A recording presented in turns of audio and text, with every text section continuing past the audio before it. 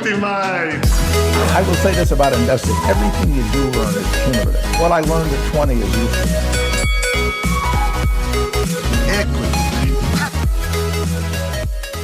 Welcome to another episode of Equity Mates, a podcast where we help you learn to invest in roughly 45 minutes or less. We break down the world of investing from beginning to dividend so that you can hopefully make some returns. My name's Bryce, and as always, I'm joined by my equity buddy, Ren. How's it going, bro? It's very good, Bryce. I noticed that you've gone back to original opening as of late, and I think maybe it was a good move. Yeah, look, I don't hear anyone complaining, but we'll see what happens. If people continue to send in their, take on what our opening should be, then I'll read it out. But for the moment, for the best part of it, they seem to have dried up somewhat, Ren. So maybe our listeners are telling us that it is time to revert back to the comfortable way of doing things. Or it's time to pull another rabbit out of your hat and do something else. Wow, is that a challenge? Do you reckon Peter have a problem with magicians pulling rabbits out of hats? Peter? Yeah. Peter Rabbit? No, the people for the ethical treatment of animals. No, I thought you meant Peter Rabbit. I'm like, why would he care? You know how they have that issue with the saying "kill two birds with one stone"? Maybe they have an issue with the saying "pulling a rabbit out of a hat" as well. I didn't even know they had an issue with kill two birds with one stone. I mean, that's going a bit far, isn't it, don't you think? I think you meant to say, like, feed two birds with one bread roll or something now. Oh, my goodness. What is the world coming to? Jeez. Anyway, Ren, so how's your week been? Big week for me so far. It's only the early part of the week, but I had to have a glass of wine tonight. So if I'm a bit off, that's why, just an FYI. That's probably as personal as we've got on the podcast, talking about how our week's been. It's really good that we're settling into it after 170 episodes. True. Let's bring it back out and talk all things markets and stocks like we usually do, Ren. Today, for this episode, we are going to do a bit of a world tour.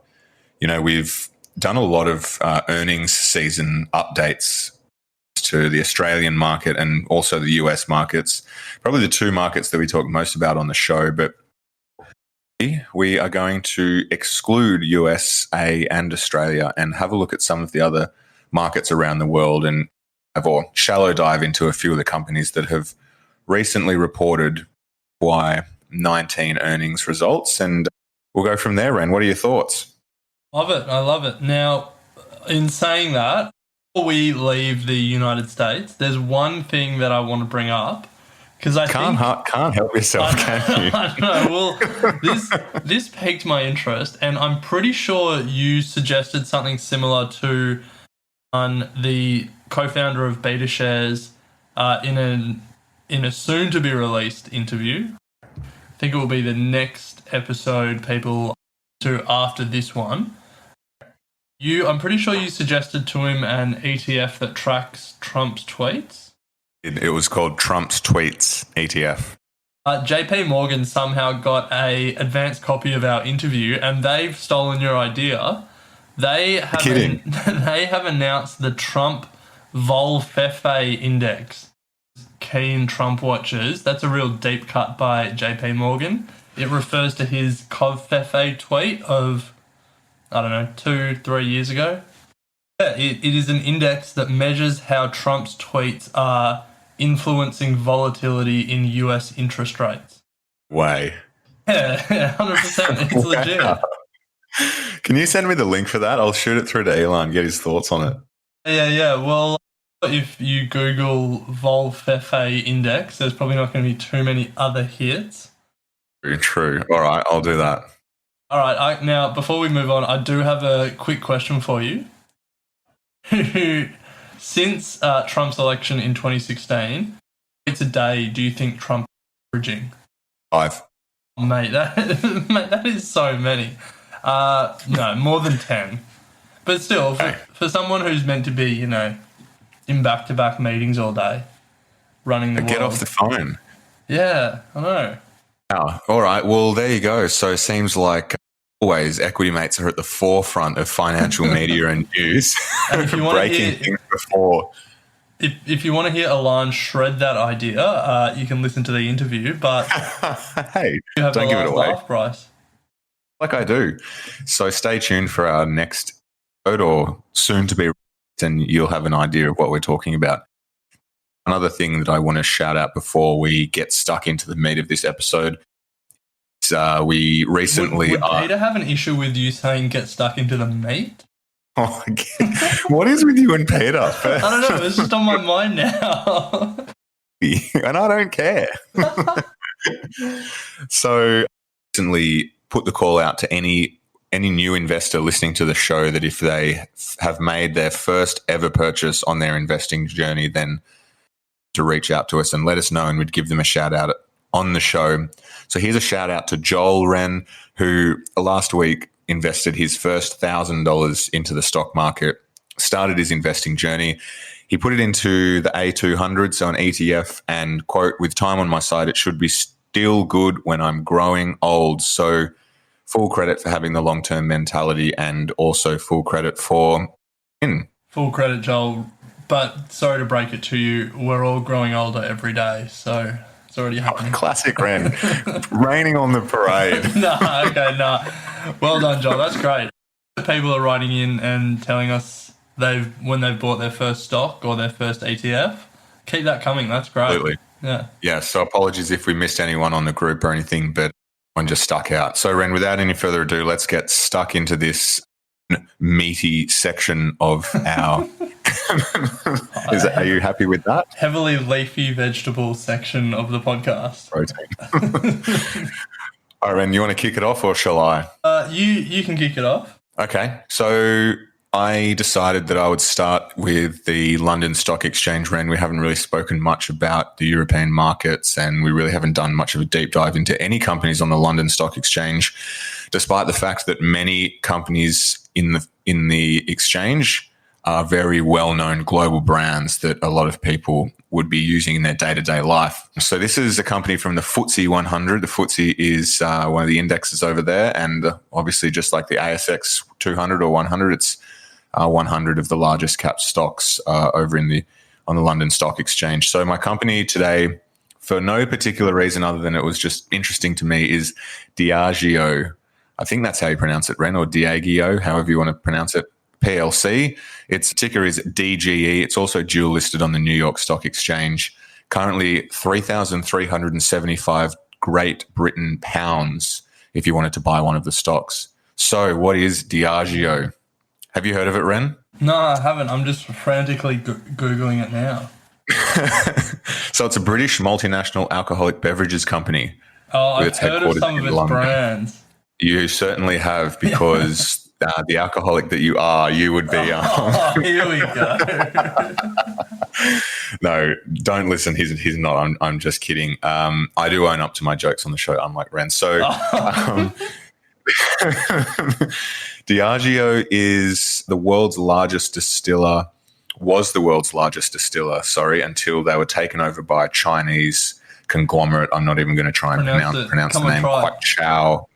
Quat Mutai in 2017. So some of their most popular brands include Smirnoff, which is the world's best-selling vodka, Johnny Walker, Baileys, which is the world's best-selling liquor, would you believe it, and also Guinness. So very well-known brands. No, I hate Guinness. And it also owns 30% of Moët Hennessy, which owns brands such as Moët Chandon, Veuve Clicquot, or Hennessy, don't even know how to pronounce Clicquot, but 180 countries, Ren, and offices in 80 countries as well. So massive company, which is growing, which is surprising because back home, from our point of view anyway, liquor is starting to struggle. So does it free cash flow. Sorry, before you get into the financials, does it ever really dishearten you that all these alcohol brands are just owned by one company? Well, I think about this a lot, and there's primarily just like 3 or 4 big dogs in the alcohol liquor industry, and they own everything, right? Yeah. And so, yes, it seems to me, though, this is, I guess, a silver lining or a spin that I try and put on it, that if you did happen to create a successful microbrewery or brand that happened to penetrate some sort of market, then the likelihood of you being bought, I should say, by one of these large conglomerates would be reasonably high, and your prospect of an exit in this sort of industry is, I guess, up there. Always the capitalist, Bryce. Always the capitalist. Well, if you look at the number of, and this is what I found interesting about Diageo, the number of acquisitions that they make year on year I think it's Diageo. Pretty phenomenal. It's what? Is it Diageo? Diageo? Yeah. I don't know. Diageo. We're very well prepared, clearly. Let's go with Diageo PLC. Yeah, but if you look at Lion, you look at Diageo, what's the other one? Asahi. Yeah, CUB. CUB, like their growth now comes a lot from acquisition, right? And so they just buy as many brands as they can from what I'm seeing to continue on the growth trajectories that they are. So yeah, interesting business. But anyway, volume and net sales for Diageo it has increased across all their regions, primarily driven by new product innovation in gin. So we know gin is an alcoholic drink that is very popular at the moment and growing. I thought you were just going to tell us that gin was an alcoholic beverage. Yeah, gin is killing it at the moment. Yeah, gin is killing it. Ren, their operating margin has expanded. They have free cash flow of $2.6 billion. And interestingly, they're doing a share buyback of $2.8 billion approved by the board. So, look, in terms of is it a good investment, is it a bad investment, I'm not really going to go down that path, but I thought I'd just use this as an opportunity to introduce you and everyone to a new company that we haven't really discussed on the stock market over on the FTSE 100. It is growing. I think volume grew at 2.3%, sales at 6.1%, earns many billions of dollars a year. And yeah, over to you. Nice one. Well, I'll stay in Europe, but I'll move from Britain to the mainland, and I'll move from alcohol to banking. Okay. Yeah, how's that for a segue? You nailed that.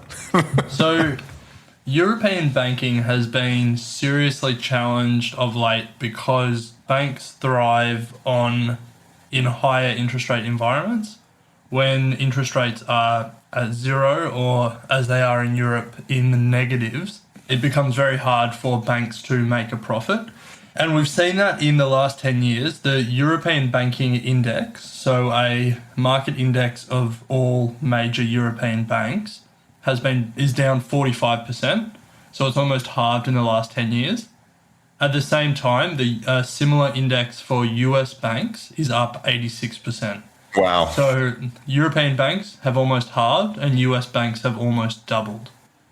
Now, a big reason for that is that the return on equity that European banks make is particularly bad. And on this, I want to focus on Germany because they're making about 2 to 3% return on equity, the German banks.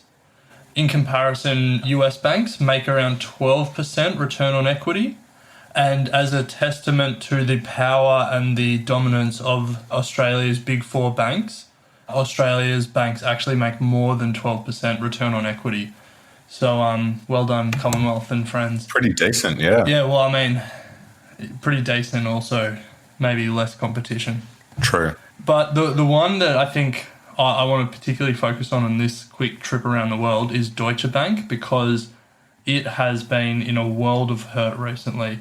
It's had its second consecutive quarter of negative profit growth and has announced a mass restructuring program which will eliminate 18,000 jobs by 2022, and it's closing its equity sales and trading business. And just to give you an idea of how much Deutsche Bank is struggling, it's down 94% from its all-time high in May 2007.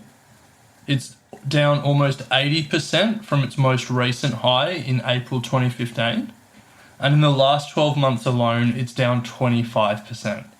So investors have just been killing Deutsche Bank, and its recent restructuring program hasn't really been treated with with that much excitement from the market. So Germany's biggest bank, one of the biggest banks in Europe, one of the biggest banks in the world really, is in a absolute world of hurt.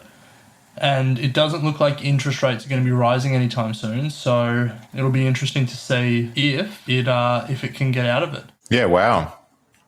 They've been hammered in the news as well for big restructuring and, as you said, all that sort of stuff. So time will tell. That's it. Wow.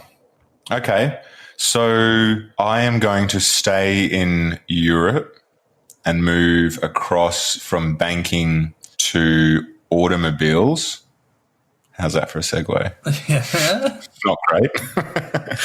So I'm going to move into Germany, Ren, to the, now pronunciation again, is it the Extra DAX? Xetra DAX? The DAX is a German index or of the 30 major German companies on the stock exchange over there. And I've picked a well-known brand, Ren, Volkswagen, currently trading at €154.92. Now, quick question. Do you reckon you can name four of the five brands that come under... four of the four brands that come... four of the five brands that come under Volkswagen. So what, does Volkswagen count? Yeah. Okay, well, there's one. You didn't get Porsche? that, you're in trouble. Porsche is the yep. second. It's going to be some weird one. Oh, no, hold on. Nah, you'd know them all. Audi? Yep. It's going to be a German one. So the others coming in are Skoda and Bentley. But yeah, good job. Volkswagen, Audi, Skoda. Would have assumed Bentley was English for some reason. Porsche and Bentley, no, they fall under the same category.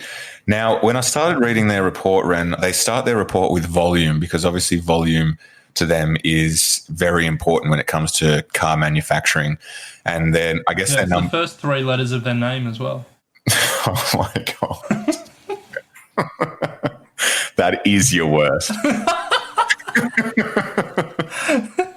So volume, their number one metric is deliveries to customers. So this is for their first half of 2019, FY 2019. So if we're comparing that to half one 2018, deliveries to customers down 2.8%. Total vehicle sales down 4.2%. Total production in units down 6.3%. And their employee numbers as well is down 0.3%. So I'm thinking, okay, not looking good for Volkswagen. So I move into the financials a little and start having a look at their sales revenue. Sales revenue for half one compared to 2018 up 4.9%. Operating profits up 10.3% and earnings after tax up 8.4%. So I'm thinking, how is this even possible when volume on almost all of their major metrics are down? And when it comes to car manufacturing and the number of brands that they have, their biggest sort of talking point in their report is all about the mix and pricing points at which they sell. So even though their delivery on production and delivery to customers and sales are down, they've managed to reprice their cars and I guess change the mix at which they offer.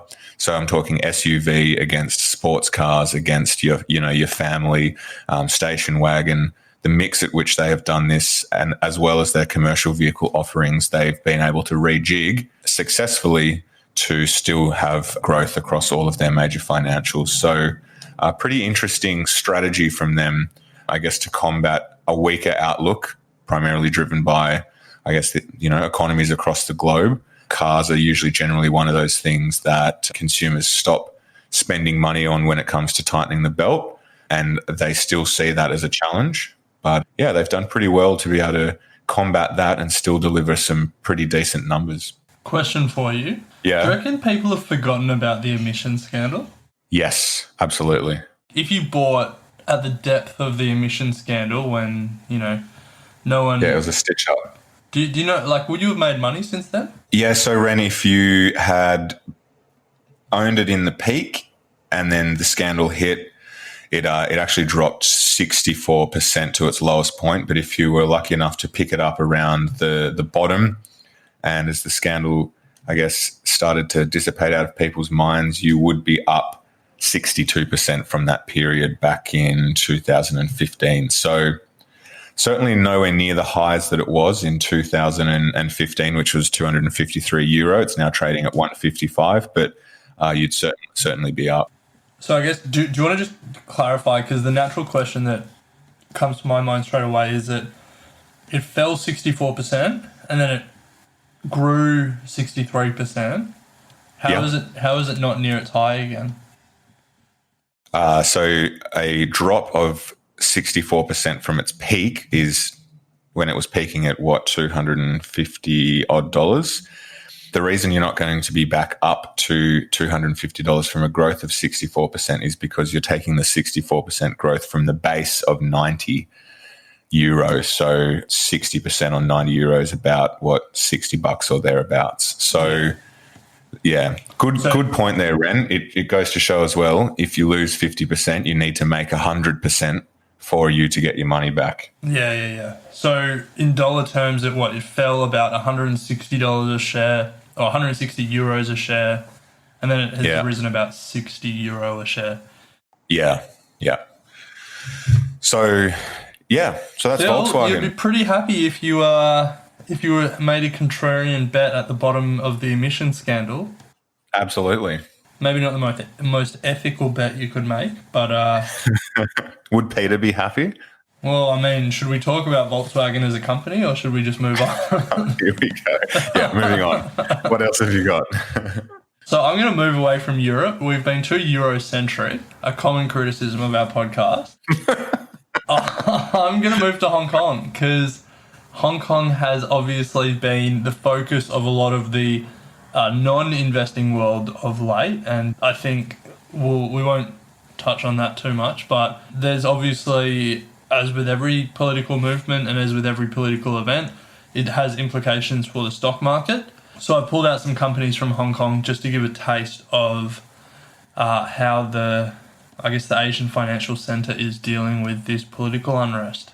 So the major Hong Kong index is called the Hang Seng Index, and it's facing its worst contraction since the GFC in 2008.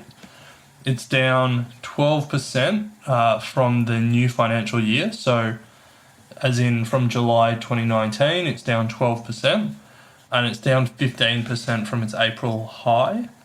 But for some reason, it's up almost 5% in the last week. So we're recording this on the 10th of September, and from the 3rd of September, it's up almost 5%. I actually don't know why it's had such an uptick in the last week. I don't feel like the political situation is getting any better, but maybe the market's seeing something. Anyway, so even before the protests, the Hong Kong markets were getting slugged, mainly by the US-China trade war. Obviously, being such a financial centre and really being the connection between a lot of Western countries and Asia, Hong Kong is really feeling the effects of the trade war. But then also the weaker Chinese yuan. So as China devalues its currency, money that Hong Kong companies make in China is worth less when it's converted into the currency that they report in. So according to Morgan Stanley, 64% of Hong Kong companies' revenue come from the Chinese mainland, and then 22% come from Hong Kong. So that 64% is earned in yuan because it's coming from the Chinese mainland. And so if that Chinese currency gets weaker, then that's worth less when it's converted to another currency. And so that obviously affects the companies reporting in Hong Kong. To give you two examples of companies that have really felt the brunt of the slowdown in Hong Kong. So Henderson Land Development, which was founded by Hong Kong's second richest man. Bonus points if you can tell me who he is. Nope. No. Li Shao-Ki. So his company posted a 68% decline in sales. They're a real estate company. Oof. And then Bank of East Asia, which I think is one of Hong Kong's biggest domestic banks. There's obviously a lot of international banks that have offices in Hong Kong. But Bank of East Asia reported a 75% drop in first half profit. So obviously a lot of thoughts on the political situation in Hong Kong. And you can see the flow-on effect to Hong Kong-based companies through some of this reporting season. I did not realise it would have such an effect. Yeah, mate. If people are out in the protest every day, fighting the police, then It makes you think at the end of the day, surely businesses would be mounting pressure on government and the likes to sort the situation out, because it just goes to show what impact it has on their performance. But I think there's a totalitarian, authoritarian government can withstand a lot of pressure from the business community. Yeah. Probably more than ScoMo and the Liberal Party can bear. Can you imagine if Sydney were They're not similar to the streets of Hong Kong? They're not as reliant on donors in the Chinese Communist Party as they are in the Australian political parties. Although maybe Keep Sydney Open should take a leaf out of the Hong Kong protesters playbook. True. To the streets, to George Street. Yeah, look, I mean, it's a pretty bad situation over there. So yeah, the company reporting is secondary, but you do see the flow-on effects. Absolutely. So yeah, that was a very that was interesting. I enjoyed that.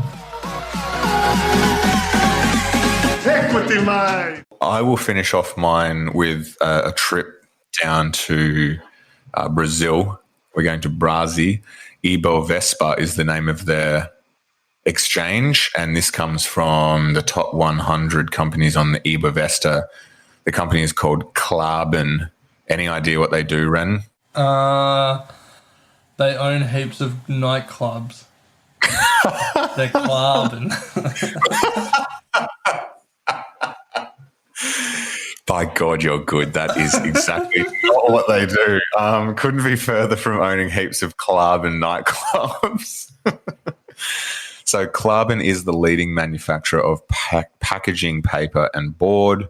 They do corrugated boxes, timber, all sorts of stuff in that sort of pulp. You've chosen a Brazilian company that's logging the Amazon. Yeah, I thought I'd have a look at how successful these sorts of companies are, and I tell you what, they're pretty successful. They've got 17 industrial plants in Brazil and 1 in Argentina. However, Ren, to your point of the Amazon, they have self-sufficient when it comes to their wood. So they have 218,000 hectares of planted forests and 183,000 hectares of preserved native woodlands. And if we're going to be talking ethics and PETA, they're actually the first company from the pulp and paper sector in the Southern Hemisphere to have its forests certified by the Forest Stewardship Council. No idea what that means, but it sounds fancy. So good on them. What's Visy and Aurora doing in Australia? Why aren't they certified? Yeah, good point.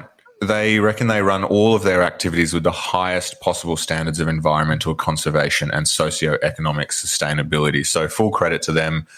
I guess it's a bit of a branding play when they're, I guess, very deep in what can sometimes be seen as a pretty controversial industry. So what does it all mean? Well, revenues in the first half of 2019 grew 19%. They ended 2018 with $2.5 billion USD in revenue. Second quarter of 2019, they turned over just $1 billion AUD. Their margin is pretty healthy at 37%, Ren, but as you can imagine with any commodities business, it's all about volume and price. So across all of their businesses, being pulp, coated boards, logging, you name it, their volume has increased in each of them, as has their price per tonne increased across all of their major business units. So they're sitting pretty at the moment. They have a fair bit of debt, $4.6 billion in debt. However, that's to do with the number of new projects that they're kicking off. They've got a Pume number 2, which is another plant that they're kicking off, and they've got pretty positive cash flow. But I thought I'd just call out the fact that this is a commodities business. And when you're looking at businesses like this, you definitely need to consider things such as the exchange rate and economic activity. So 2 things that they're watching closely at the moment. So yeah, insight into one of the largest businesses in the Brazilian stock exchange in logging and paper, Ren. Nice one. And I subsequently retract my claim that they're logging the Amazon. Yes, thank you. So you want to finish up? You want to wrap this up? Yeah, okay. So I'll stay in South America with you. I'm not going clubbing, but I am going to Argentina. Come on. We recently did a episode on the economic troubles that they're having in that country. So I won't rehash a lot of that. If you haven't listened to our episode on Argentina and you don't know what I'm talking about, check your podcast feed. It's a very interesting situation in that country at the moment. So in preparing for this episode and looking at Argentina, I thought I would find companies that, weren't doing well. But I actually came across one that is bucking the trend, and I think it's actually a really interesting company in its own right. So I want to talk about it both because it's from Argentina, but also because it's worthwhile everyone knowing about. And it is the Amazon of South America, not the Amazon forest, which is already in South America, but Amazon, the giant US retailer. The company's called Mercado Libre. It's traded on the NASDAQ, ticker MELI, and it is really the e-commerce retailer of South America. It was founded in August 1999, and as of 2016, it had 174 million users in Latin America alone. Yeah, it's massive. So the interesting thing is, in the last 6 months, so as everything's been going on in Argentina, where it's still based today, its share price is up 19% in those 6 months. So that's a pretty phenomenal result. But even more specifically, so the primary vote in the Argentine election that started a lot of these issues was on the 11th of August. 4 days later, on the 15th of August, Mercado Libre reported their Q2 results, and their share price jumped 11% up on that day. So 4 days after all the troubles started in Argentina, one of Argentina's biggest companies saw their share price go up 11%. Wow. And I think the important thing to take away from this is it's the importance of geographic diversification, which is important for investors to not have all their money in one country. But it's also important for businesses to not have all their sales coming from one country. And the company is doing incredibly well. It reports in US dollars, and you can see the effect of the Argentina crisis. So in Brazil, their revenue converted to US dollars was up 74%, but their revenue from Argentina converted back to US dollars was only up 14%. And so a lot of that will have to do with the weaker exchange rate from Argentina. But overall, the company's revenue was up 63%. Its marketplace revenue, so when third-party sellers are selling on their platform, that was up 85%. Surprisingly, though, we talk about Amazon and what it's worth. Well, it does, hundreds of billions of dollars worth of sales a year.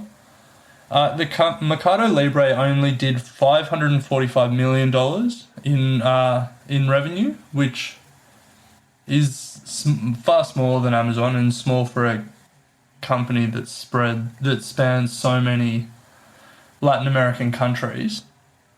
And the last thing, and the thing that I thought was quite interesting, was off that $545 million in revenue, it had a profit of $16 million, which means its margin is tiny. Its margin's 2.9%. Even for retail is a thin margin. Tight. you don't have a lot to play with there. Wow. So, yeah, bit confusing then. It seems on the surface good, but if you dig a bit deeper, there's a few, I guess, not worrying signs, but classic. You would think e-commerce, though, their margins would be a bit bigger than that. But anyway. Well, I mean, Amazon's margins are very tight as well. It can sometimes be a choice. So are there no e-commerce competitors really over there, or what's going on? Why is it? There would definitely be competitors. It would be like Amazon though. There's massive first mover advantage, and these guys were around in the 90s, in the late 90s, and they've really grown from there. Oh, and I should clarify that the revenue and profit were the quarterly numbers. Yeah. Okay. Wow. Yeah, okay. That makes a bit more sense. Nice. Well, that was a good short trip around the world. 6 companies, or I guess 6 markets that we haven't really discussed a lot about, but just goes to show that there's certainly opportunity out there for anyone to dig their teeth into it. There's a lot of brands that we use in our day-to-day life that aren't necessarily listed on your usual ASX or over in the United States. So I guess the key message is start having a dig around in those other markets, because it'll be surprising what you find. Yeah, but Ren, we thought we would finish this episode with a few call-outs from our reviews that have come in, which we obviously thank all of our listeners who have rated and reviewed the podcast. Ren, last episode or a few episodes ago, you said that if any good ones come in, then you will call them out. You'll read them out at the end of the show. So do you want to do that? Yeah. So there's one from username Barry Betts that I wanted to start with. I knew you'd start with this one. And Barry writes, great podcast run by relatable people, though Bryce's gambling problem seems to be a bit of a contradiction to the content presented. And to Barry, I say, absolutely, I couldn't agree with you more. And I hope Bryce listens to what you're saying. To both Barry and Ren, and this is on record, Bryce, and yes, I'm speaking in third person, does not have a gambling problem. This is a concoction that has been cooked up by Ren on the other side of the mic to stir me up. So for anyone out there thinking that I have a gambling problem and is in contradiction to the messages that we're portraying on the show, then I can understand your confusion, because Ren has a mission of confusing our listeners. Well, look, Bryce, it's sad that you don't want to admit that you have a problem, but... Stirring the pot. What else? Any others that you want to call out, Ren? Well, did you find any? Yeah, so one has come in from Talai. This is a big one. Subscribe to Equity Mates today, they say. Long-time listener, first-time reviewer, big fan of the podcast, always been interested in personal finance and the idea of investing in the ASX stock market. Found the process and jargon confusing. Content top-notch, relevant current affairs. Bryce and Ren, Bryce is hilarious. Ren is also share great banter. I consider them to be the Hamish and Andy of the Australian investing podcast, which is huge. There you go. So full credit. I feel like you didn't read that one because it was funny. I feel like you just wanted to pump up your tires a little bit. Absolutely, Ren. No, there's another funny one that's come in. 5 stars, only giving this 5 stars because I was forced to by Ren, and that's coming from JNF17. So, Ren, I'm not sure what you're doing when you're not behind the mic, out on the streets holding people to ransom to send in 5 stars on our review. But hey, if that's what we've got to do. You know what? I won't apologise for it. So a big thank you to anyone who has rated and reviewed the show. I think Promise is still there. If you want us to give you a shout out, write a funny one. Or I guess Bryce might read you out if you just pump his tires up enough. Here's another one, Mike C123, Ren and the other guy. I mean, come on, I opened the show. Ren and the other guy, Shout out to you, Mike. The Laurel and Hardy of investing. Yeah, I don't get that reference. I think they're two old school comedians. Ren made me write this. Again, Ren. See, you're putting people under pressure. Ren made me write this and promised me Bryce's, whoever he is, Baby Bunting paper trades. Yes, Baby Bunting doing very well. I've just Googled Laurel Hardy. You're the guy with a moustache. Listeners should Google that to get... Always good to chat stocks and markets with you. As you said, we will leave that standing invite open to anyone who wants us to read out their review, make it funny, and we will do our best to sift through them. We'll probably leave it there for now, Ren, and look forward to chatting next episode. Sounds good. Mates and the people appearing in this program may have positions in the companies mentioned. This is general advice only. Please speak to a financial professional to understand how it may pertain to your individual situation. Equity Mates! I will say this about investing. Everything you do learn is cumulative. What I learned at 20 is useful. Equity.